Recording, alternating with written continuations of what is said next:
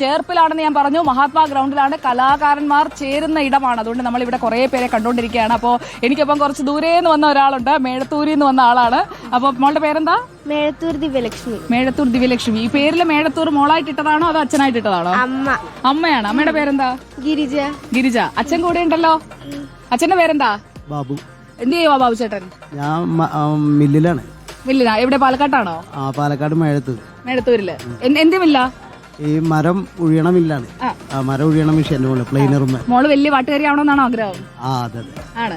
അപ്പൊ ഒരു അച്ഛന്റെ ആഗ്രഹം. അച്ഛൻ മില്ലിലാണ് ജോലി ചെയ്യുന്നത്. മോളിപ്പോ ഏത് ക്ലാസ്സിലായി? 9ലായി. അപ്പൊ നമുക്ക് 9ാം ക്ലാസ്സുകാരിയുടെ പാട്ടൊക്കെ കേട്ടാലോ? ഏത് പാട്ടാ പാടുന്നേ?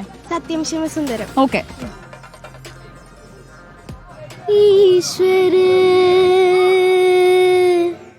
सत्य है, सत्य है, शिव है,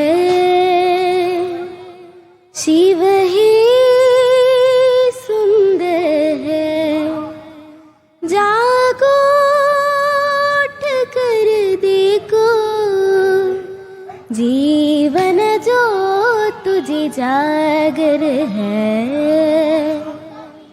सत्यं शिवं सुन्दरं,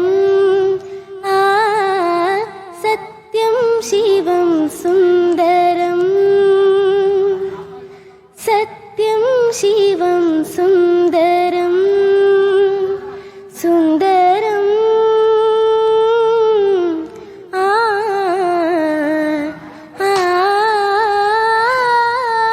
सत्यं शिवं सुन्दरं.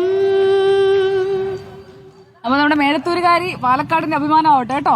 അപ്പൊ ഓൾ ദി ബെസ്റ്റ് മോളെ കേട്ടോ. സന്തോഷായോ? സന്തോഷായി. പാട്ടുപാടിയില്ലേ? ഇപ്പത്തെ കൂട്ടുകാരൊക്കെ കണ്ടിട്ടുണ്ടാവും. നാളെ സ്കൂളിൽ ചെല്ലുമ്പോ പറയോ? അപ്പൊ അച്ഛ ഹാപ്പി ആയോ? ഓക്കെ ഓക്കെ, ഹാപ്പി ഹാപ്പി ഹാപ്പിയായി. റിപ്പോർട്ടിന്റെ ഒരു ആളാണ് ഞാൻ, കാണുന്ന ആളാണ് സ്ഥിരമായിട്ട്. എന്ന് കാണും. അപ്പൊ ഇനിയും കാണണം കേട്ടോ. ഓ ആയിക്കോട്ടെ ആയിക്കോട്ടെ. അപ്പൊ നമ്മുടെ പ്രേക്ഷകരാണ് ഇവരൊക്കെ. അപ്പൊ ഇവർക്കൊക്കെ ഒപ്പം ഉള്ള ഒരു ജീവിതമാണ് നമ്മുടെ ഇത്രയും കാലം റിപ്പോർട്ടറിനെ നമ്മളെ മുന്നോട്ട് കൊണ്ടുപോയത്. അപ്പോ നമ്മുടെ ആ യാത്ര തുടരുകയാണ്.